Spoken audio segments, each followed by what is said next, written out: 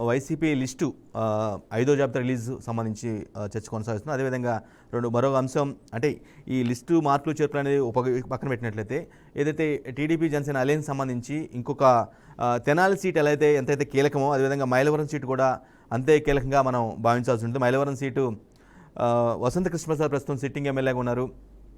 ఆ తర్వాత అంటే అక్కడ దేవినేని ఉమ గతంలో ఆయన గెలవడం జరిగింది, మంత్రికి కూడా పనిచేశారు.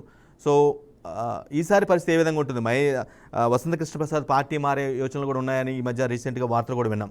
సో ఇటువంటి పరిస్థితుల్లో అసలు ఒకవేళ ఆయన పార్టీ మారితే అతనికి మైలవరం సీటు వచ్చే అవకాశం ఉందా, లేదంటే ఒకవేళ సీట్ ఇస్తే దేవినేని పరిస్థితి ఏంటి?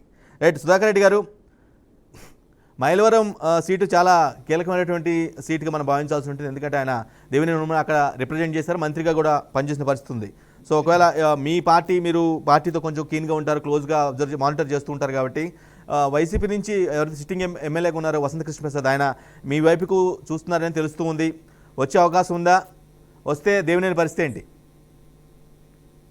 సార్, ఇప్పుడు చాలా మొన్నే మా చంద్రబాబు నాయుడు గారు చెప్పారు, మేము తలుపులు తెరిస్తే జగన్మోహన్ రెడ్డి కంపెనీ ఖాళీ అని.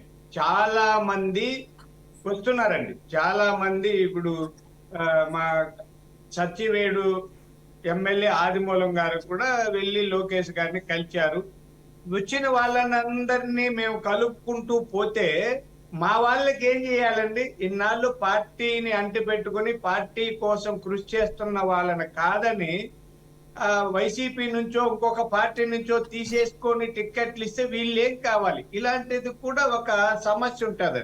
అంటే అలాంటి జరగమంటారా సుధాకర్ రెడ్డి గారు? అలాంటి జరగవా? ఇప్పుడు మీరు ఏదైతే క్వశ్చన్ రైట్ చేశారో అలాంటి సందర్భాలు జరగమంటారా ఇప్పుడు ప్రెసెంట్ గా? అవి ప్రత్యేక కండిషన్స్ అండి, ఎక్కడో అందరికి ఇవ్వరండి. అట్లయితే చాలా మంది రావడానికి సిద్ధంగా ఉన్నారు. వైసీపీ నుంచి తీసుకున్న వాళ్ళందరికీ టిక్కెట్లు ఇచ్చుకుంటూ పోతే మా పార్టీ కూడా దెబ్బతినే అవకాశం ఉంటది కదా. జనాల్లో ఎలాంటి సంకేతాలు పోతాయండి? ఇన్నాళ్ళు వాళ్ళు అవినీతి పరులని చెప్పిన వాళ్ళందరినీ తెచ్చి, అంటే మొన్నటి వరకు మేమే వాళ్ళని తిట్టాము అవినీతి పరులని, మళ్ళీ వాళ్ళని తెచ్చి నెత్తిన పెట్టుకునే ప్రశ్న ఉండదు సహజంగా. కొన్ని పరిస్థితి, ఇప్పుడు నెల్లూరులో ఏడాది క్రితమే వచ్చారు వాళ్ళు, ఆనం రామనారాయణ గారు వాళ్ళు, కాబట్టి వాళ్ళని తీసుకున్నారు. ఇప్పుడు ఆఖరి నిమిషంలో అక్కడ టిక్కెట్ లేదనుకుని పరిగెట్టి ఇక్కడికి వచ్చిన వాళ్ళకి టిక్కెట్లు ఇచ్చే స్థితి ఉండదనేది నా అభిప్రాయం. ఎక్కడో ఒకటి అలా జరగచ్చండి. ఇవి ఒక మాక్సిమం ఒక 5% వరకు ఎక్కడైనా ఉండొచ్చు, కానీ ప్రతి చోట ఇలా జరుగుతాదన్నది ఎక్కడ జరగదు. చంద్రబాబు నాయుడు గారు ఎప్పుడో చెప్పారు, చాలా ఇప్పుడు కార్యకర్తలకు అన్యాయం చేయము, పార్టీని నమ్ముకున్న వాళ్ళకి అవకాశాలు కల్పిస్తామని చెప్తున్నారు. అది పార్టీ విధానం కూడా. కాబట్టి ఎవరినంటే వాళ్ళని తీసుకొచ్చి టిక్కెట్లు ఇస్తారంటే నేనైతే ఇప్పుడు నమ్మే స్థితిలో లేను. వాళ్ళ ఆశ వాళ్ళకు ఉండొచ్చు, చాలా మంది ప్రయత్నాలు చేస్తుంటారు అక్కడ. కాబట్టి సరే, నాకు మా జిల్లాలో తెలిసి 3-4 పార్టీల దగ్గర తిరిగే వాళ్ళు ఉన్నారు. ఏది కాదు ఆఖరిలో కాంగ్రెస్ లో అన్నా చేద్దాం, ఏదో చేసినట్టు ఉంటుంది అనే వాళ్ళు కూడా ఉన్నారు. జనసేన అడుగుతున్నారు, టీడీపీ అడుగుతున్నారు, బీజేపీ దగ్గరికి వెళ్తున్నారు. ఏది కాకపోతే కాంగ్రెస్ అన్న వస్తుందని తిరిగి, అంటే పేరు చెప్పకూడదు కానీ చెప్పను, అలాంటి ఉన్న వాళ్ళు ఉన్నారు. అలాంటి వాళ్ళు అన్ని పార్టీల్లో ఉంటారు. కొంతమంది ఈగల్లాగా అన్నిటి మీద వాళ్తుంటారండి. కొంతమంది రాజకీయ నాయకులు ఈగ ఎక్కడన్నా స్వీట్ మీద వాళ్తుంది, ఇంకొక దాని మీద ఎక్కడన్నా మురికిలోనూ వాళ్తుంది, అది మురికి కాలువలోనూ వాళ్తుంది, స్వీట్ మీద వాళ్తుంది. అలాంటి ఈగలు ఉంటారు, రాజకీయ ఈగలు అంటారు వాళ్ళని. ఆ ఈగలందరినీ తెచ్చి చేసుకునే పరిస్థితి. ఇందాక మాట మీరు అన్నారు, మేము కానీ గేట్లు తెలిసినట్లయితే మొత్తం వచ్చేస్తారు అని ఒక స్ట్రాంగ్ కామెంట్ చేశారు. రఫ్కి ఎంతమంది రావచ్చు? మీరు కానీ గేట్లు ఓపెన్ చేస్తే ఎంతమంది రావచ్చు అనుకుంటున్నారు మీరు? కనీసం 60-70 మంది వచ్చేస్తారు, సగం మంది వచ్చేస్తారు అంటే ఎలక్షన్స్ లో.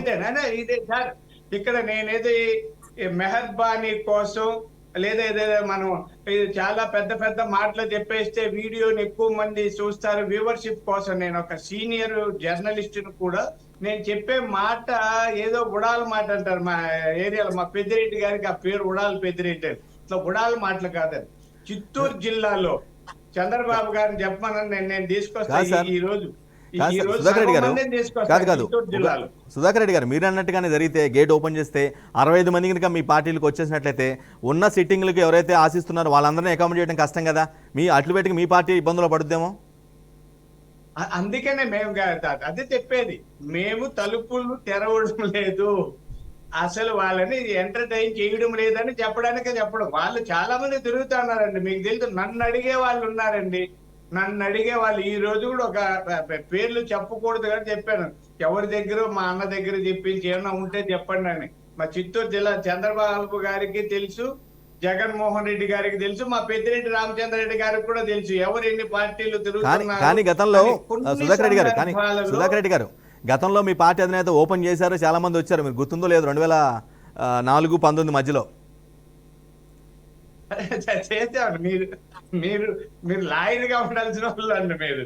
సార్ చేసామండి. ఇప్పుడు ఒక్కొక్కసారి అంటే మీరు పల్లెటూరు, మేము పల్లెల్లో ఉంటుంటాం, చెరువులు తూములు ఉండేటివి. అంటే ఒకటో తూము, రెండో తూము, మూడో తూము అని నీళ్ళన్నీ డ్రై అయిపోయిన తర్వాత లాస్ట్ ఏదో ఒక తూము తీసి పారగట్టాలి, పంటకి నీళ్లు కట్టాలి కదా. అలా ఒక్కొక్కసారి ఏ తూము అయినా తీస్తాము. అప్పుడు పరిస్థితులు వేరు. ఇప్పుడు మాకు పుష్కలంగా చెరువు నిండా నీళ్లున్నాయి, పంటలు పుష్కలంగా పండడానికి సరిపోయేంత నీళ్లుంది కాబట్టి నిర్మలంగా నిక్షలంగా మా తూములు మేము తెలుసుకుంటాం, మా పంటలు మేము పండించుకుంటాం.